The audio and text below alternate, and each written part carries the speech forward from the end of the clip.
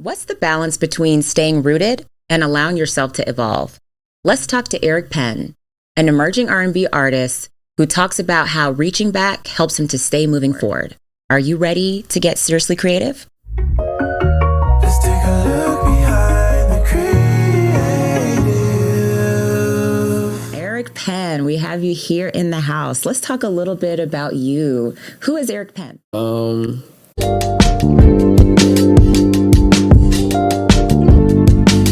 That's a good question. I think that Eric Penn is a father first, a husband, an artist, a student.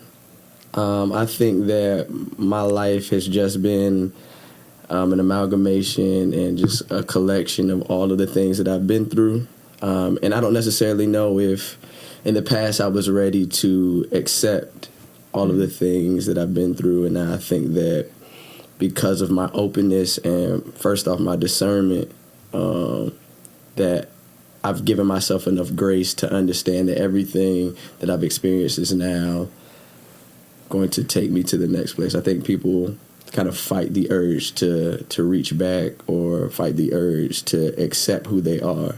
And I think now I'm in a place where this nappy-headed little boy that came from Virginia is comfortable enough to know exactly who he is. And I think that because of that, I'm able to create and do things in a way that it continue to push me forward.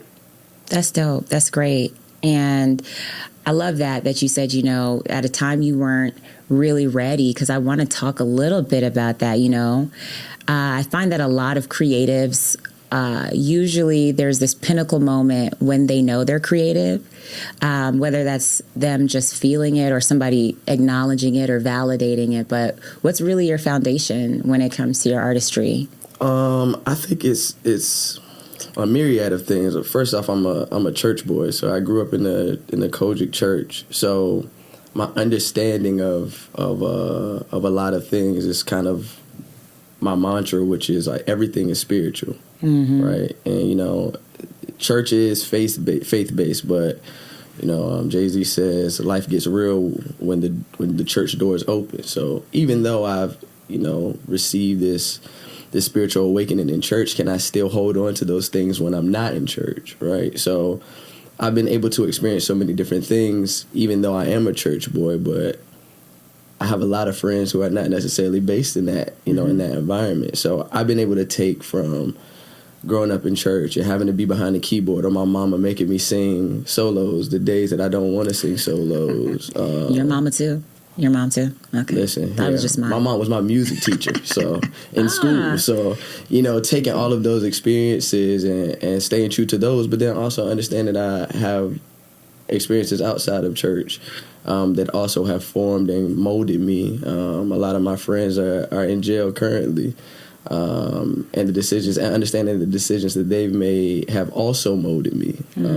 Also having experiences in the R&B world, right? How do I combine my faith-based understanding and also the music that I've heard? Even though I grew up in the church, my mother didn't force me to only listen to gospel music. She was a music teacher, so one day I may listen to Bach on the way to school. One day I may listen to John P. Key. One day I may listen to Usher, right? So the ability, to have a very eclectic background and take all of those different cornerstones, as we say, or different experiences and mold it into one has been, I think now I'm comfortable with saying, has been the way that I've learned to be authentic in creation. And it sounds like you have a lot of really great and powerful influences. And I love that there are so many perspectives and so many worldviews that have contributed to the artist you are today. Do you think, or would you say that you have one cornerstone or many? I think everything in life is a cornerstone. Everything that I hold dear, like my children are my cornerstone. My mother is my cornerstone. My church friends are my cornerstone. My friends that are not in church are my cornerstone, right? And I think that as far as creation, and I have so many different pieces of me, but my main goal and the main thing that I want to do is if my children hear my music, could they say authentically that I can hear Daddy saying this? Or if my mom hears my music, she were to say, oh, you know, that's definitely Eric. Or my boys that hang out, you know, on the street, you know, like, oh, that's definitely Eric, right? Now, even though each one of those different Erics may approach or do things in a different manner, is it still authentically me from the people that know me? Right? Yeah. How do I combine all of those things and still be Eric and still be authentic to not only myself, but the people that I really care about? How often do you have to draw back on that? You know, obviously the music industry evolves over time, and today, you know, it looks a lot different than it has, you know, even in the last 5 years, 10 years. But with all those different turns and plot twists, how do you lock into that cornerstone or your various cornerstones?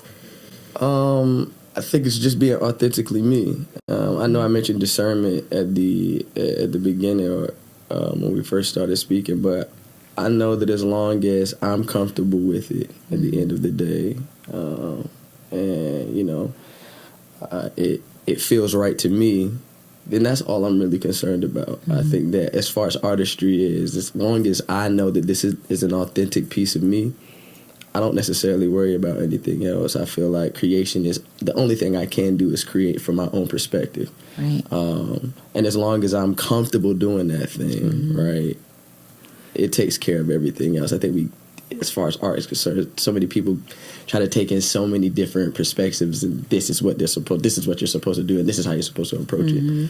No, it felt right. God is not going to lead me into a direction that's wrong. Right. So, if we finish this song or we finish this video or this piece of content that we make, and it feels right, it's all about the feeling, right?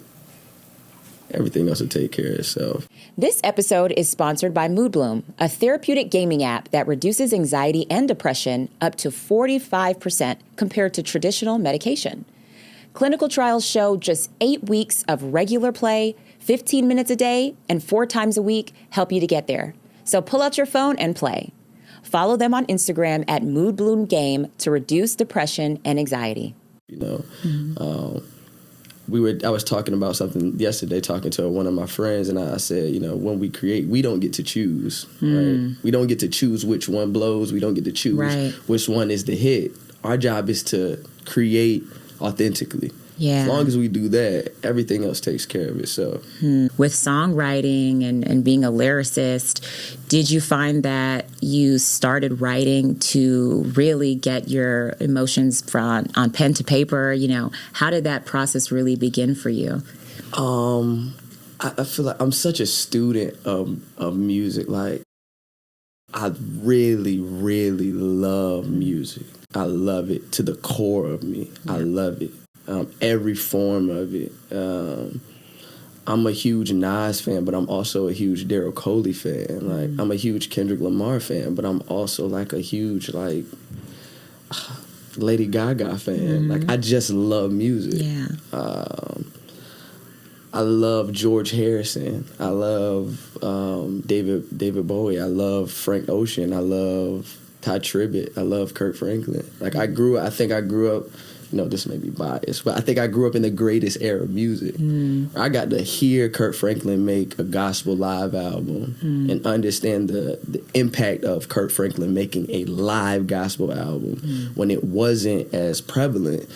And I also got to listen to Never Too Much by Luther Vandross. Like, I got to hear Nas, and I got to hear Kendrick Lamar, and I've gotten to hear how music has grown. Right. And that's just it. I'm such a student of it that if something that I write or an alliteration that I write or a metaphor that I write doesn't give me the same feeling that a Prince metaphor that I listen to writes, then I got to go back to the drawing board. And I think I'm comfortable enough as an artist to like challenge myself. Yeah. It's okay if this first verse that I wrote wasn't as strong. I know that I can do that better.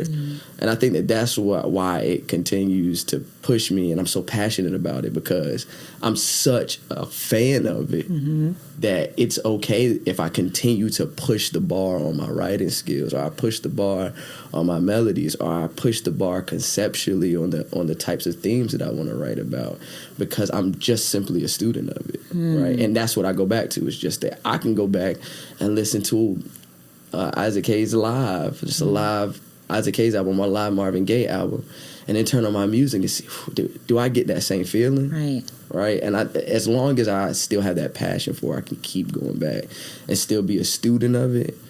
I think that me being a student will continue to make me want to create and reach higher levels. Right. Do you think that you went into music intentionally knowing that, you know, these are my inspirations, these are, you know, pivotal components of my life that I'm going to center in my music, or did that evolve over time? No, I didn't want it. I escaped me. I went to school for psychology because I felt like it was forced on me. So I tried to get away from it. That was my goal. I'm going to go do something in spite of what people are saying. Wow. And because that's what I'm supposed to do, it found me. I was not looking for it at all. In college, there was a choir at Virginia Commonwealth University where I went. It's called Black Awakening. One of my very good friends, Vernon Gordon, who's a pastor in Richmond, was like, yo, let's go try for this choir. I was like, bro, no, I'm good. I'm enjoying college life. And it just so happened that the night that we went, there was a solo audition. Oof. And he pushed me out there. He's like, yo, you gotta go. I don't even know this song. I tried out, and it was for Incredible God, and like there's a clip that we use to push some of our content right now where I'm singing that song. And then Matt Skills, who's a pretty prevalent writer or rapper in Virginia, I just so happened to go to a studio session with him from the music director of that choir. Like, you should come and meet Skills. So I met Skills. This was nothing that I was after. So because God continued to put me in this environment, it just happened for me. Right. And I just started to write for other people, and I just started to build this pen. But that's what was supposed to happen in the first place. Right. Obviously. Right. Because now that I started doing that, I realized that as great as psychology is and great as behavior therapy has been for me as an occupation, what I'm supposed to be doing, my purpose, is writing music and creating music. Wow. Yeah. How do you find that cornerstone really shows up when you're on stage performing? I know you're on tour right now, and you're here in Atlanta. I got a chance to come out there last night. I want to be at the next one. Got to, side note. Yes, okay. Please. But how do you feel that cornerstone really shows up when it's go time for you? Performing, I feel like my character and my true purpose comes out when I'm performing. I think I'm a really, really strong recording artist, but I feel like you get to feel my music when you hear it live. I think that's where I get to really show things and show my actual true self on stage.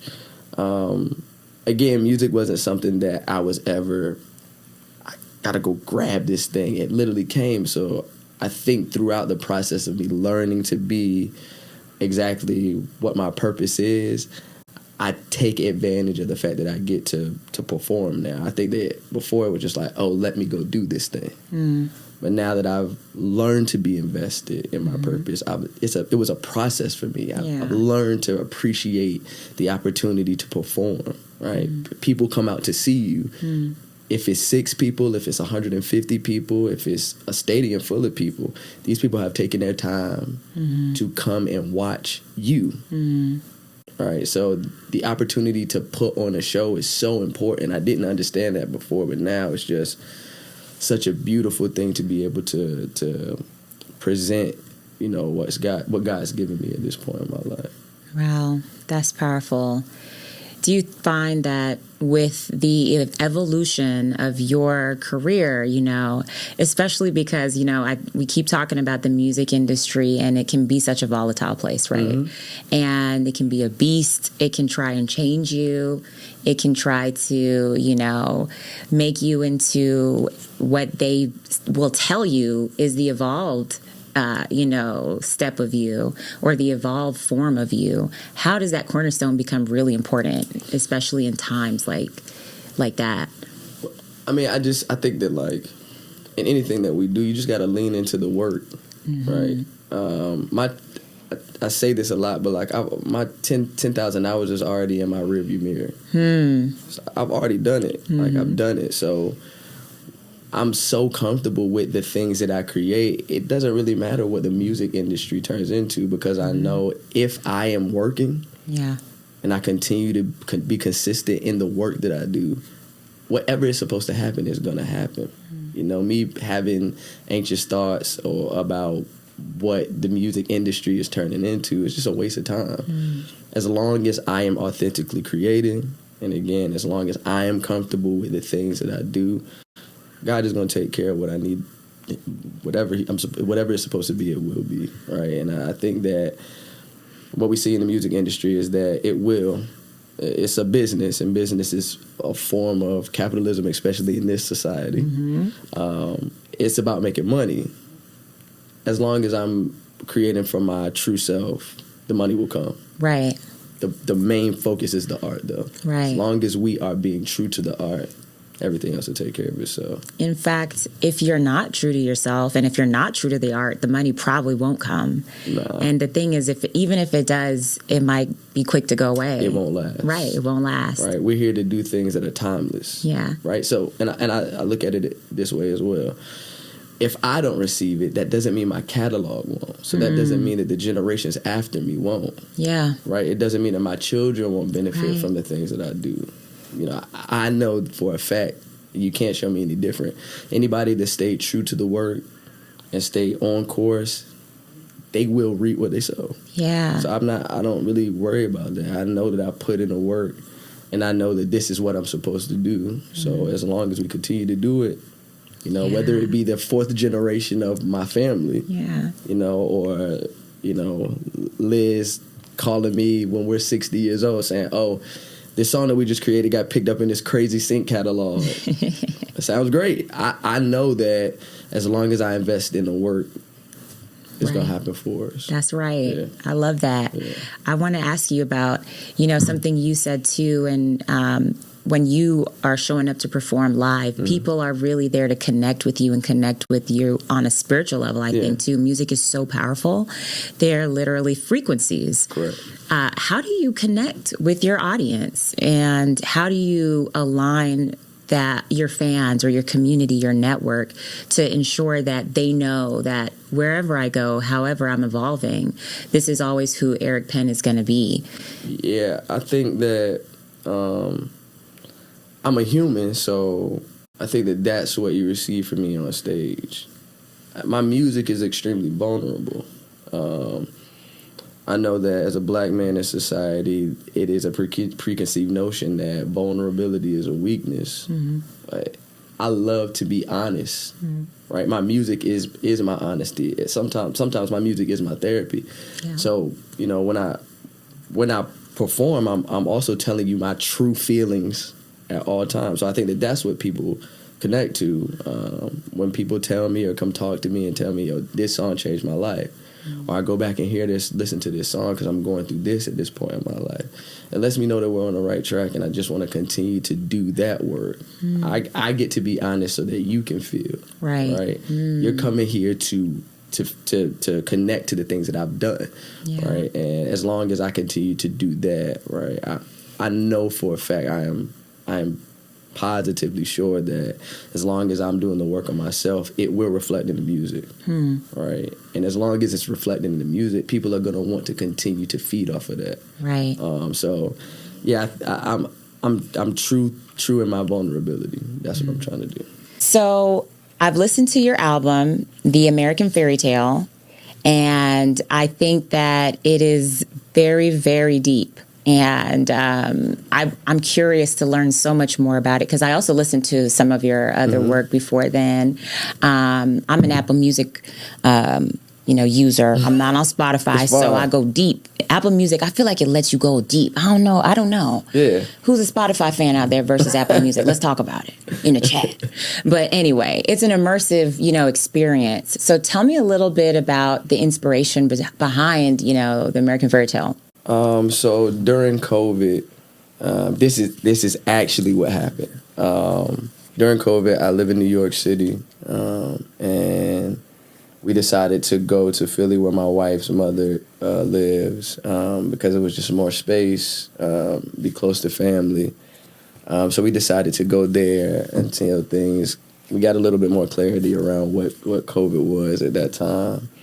And the plan was to renovate my mother-in-law's basement. So we were moving things around, and I had created a little studio setup in the basement. And while we were moving things around to start the renovation, I found my wife's father, who had recently passed. I found a huge bin of records.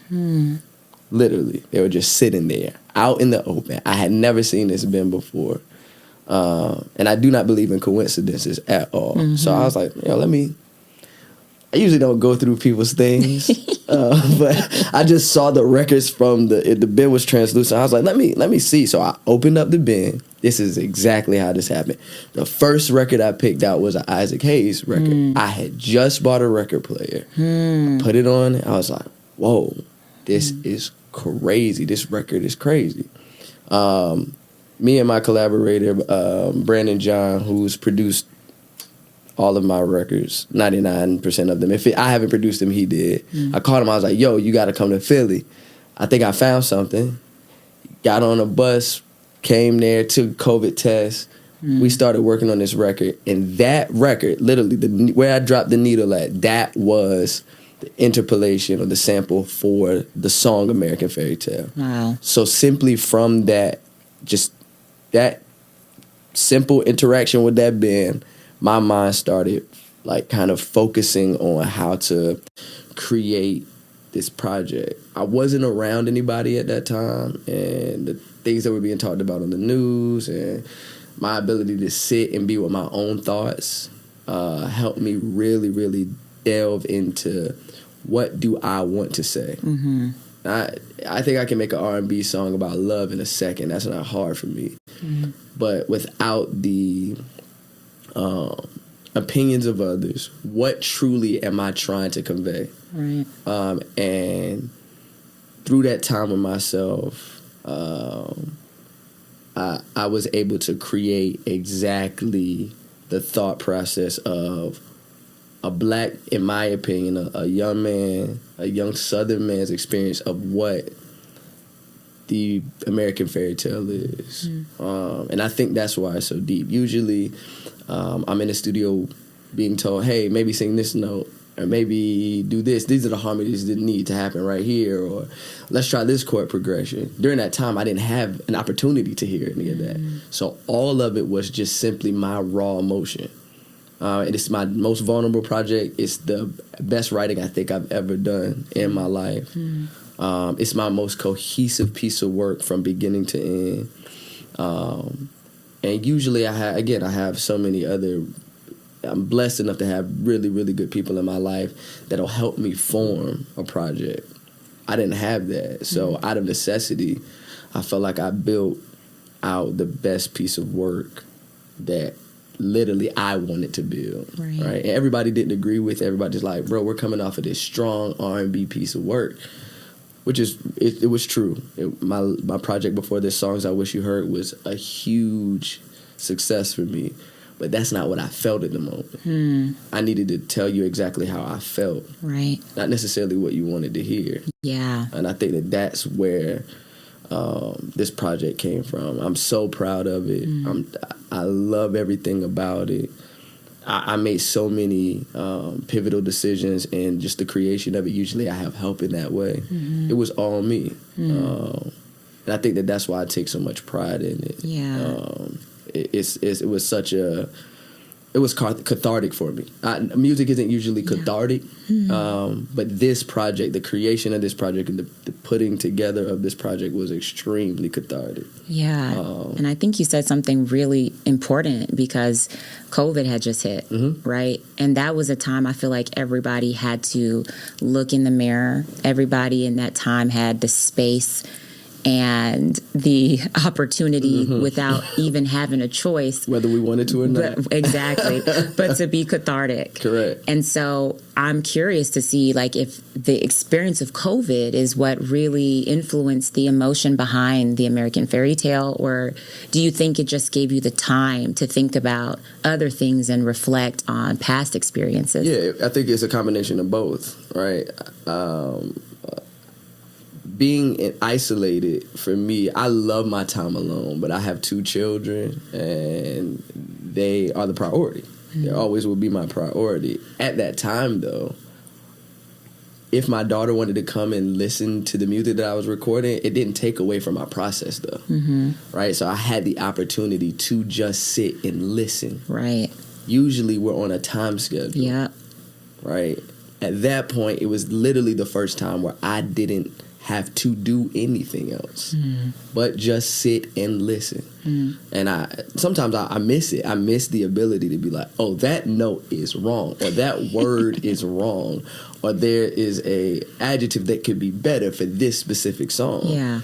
And I really had the time to invest and really nurture the sound I wanted.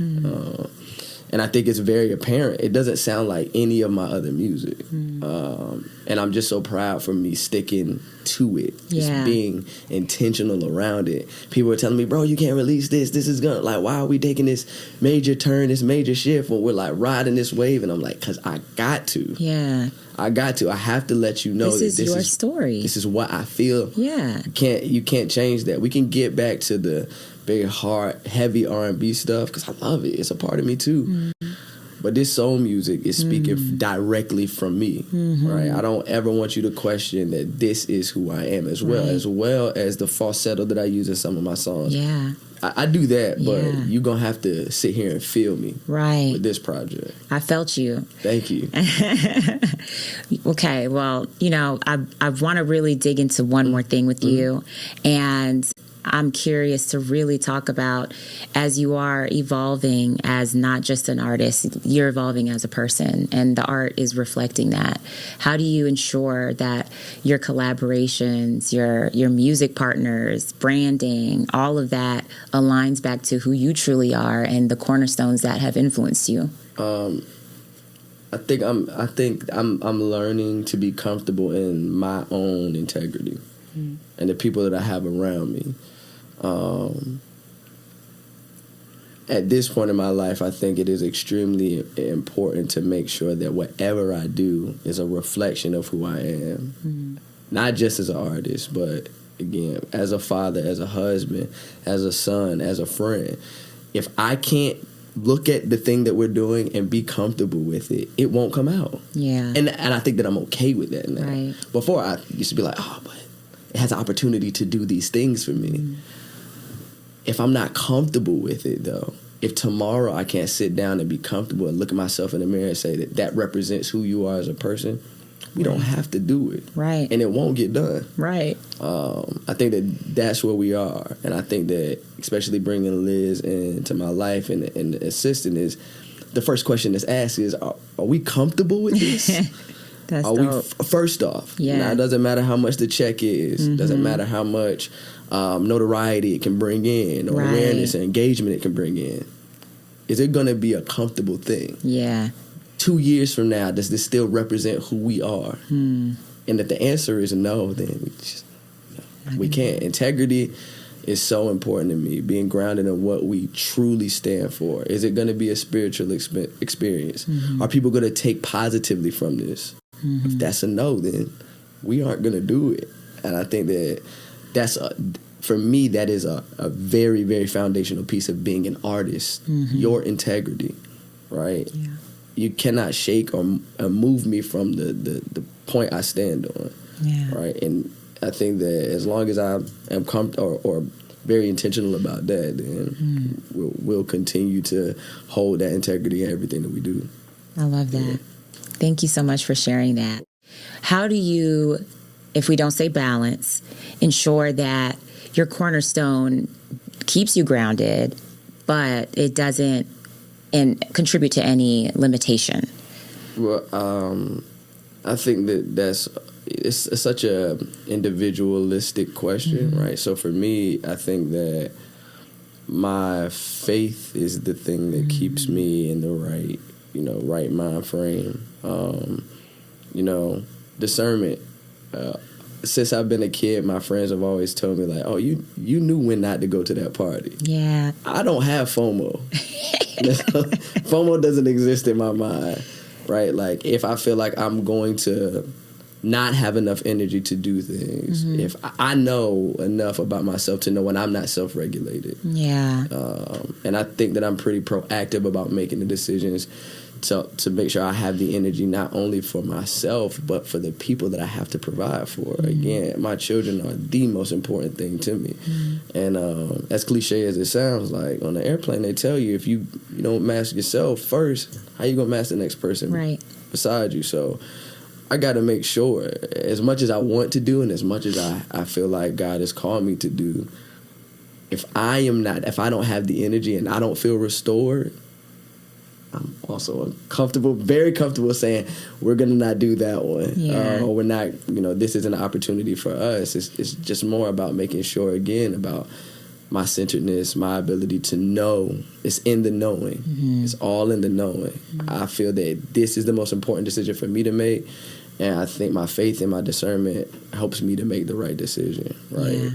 It's all about you knowing yourself. It can be different for everybody, right? Some people can work 24 hours a day and feel like, that'll continue to push them. But for me, if in the moment, right, today may be a 24-hour day, but tomorrow may be a 6 one, tomorrow may be a 0 one, and giving yourself enough grace to know that you may need a charge, right, and moving in that capacity. If I don't have it today, I'm learning to be comfortable with knowing that I don't have it today. That doesn't control tomorrow, though. Yeah. Right. If today is a day that I need to rest and spend time with myself, I'm totally okay with taking that day as long as I am intentional about making sure that tomorrow is going to be a day that I give something to. But I think giving myself grace, and just having enough discernment to understand myself has really helped me to be comfortable in the way that I'm moving. I really respect that. And I wanted to ask that question because so many times, especially in the nature of the work that you do or in the industry that you're in, sometimes people lose sight of the cornerstone and they can jeopardize, to your point, their authenticity, their faith. And I think a big part of that is also that discernment that you mentioned, because I think it takes a lot of knowing yourself, spending the time with yourself to truly know which voice is yours so you can obey that. Correct. And I think it takes a lot of space and time. Some people say, Liz said it, like the space and time to really understand, what discernment truly means for you. Correct. So you can make sure your cornerstone is never going to be a limitation. Absolutely. It's always going to enhance your work. Absolutely not. We're not missing out on anything. Yeah. We're all moving at the pace that God has for us. Yeah. Right? And being comfortable with that. Like, I can't. Comparison is a thief of joy. Right. For me right now, this is the way that I need to move. It has nothing to do with anybody else. Right. And being okay with that. Right. Knowing that right now is okay. Right. Right. How often do we tell ourselves that what we're doing right now, how much do we positively frame the things that we're doing? Right. A lot of people move off of this negative connotation. Like for me right now, last night was a great show. That doesn't have anything to do with tomorrow. I'm going to bask in the fact that we came to Atlanta and had a great show. Right. Does that mean it was perfect? No. But nobody is, right? And that's okay, right? How do we use the information and data from last night's show to continue to push us forward? Right. Right? And being okay with it, right? And before it was all about, oh, we didn't do this, we didn't do that. So much negative framing. Yeah. But what did we do? Right. What did we do right? And I think that mind frame has helped me put a smile on my own face, right, and find the positives, and positive continues to help you move in the right direction. So that's what my focus is right now. Thank you, Eric. Of course. And to all of you, how does your cornerstone keep you grounded? Follow the Creative Corporate to learn more about how you can too design your career and brand your brilliance. Thanks for watching. Let's take a look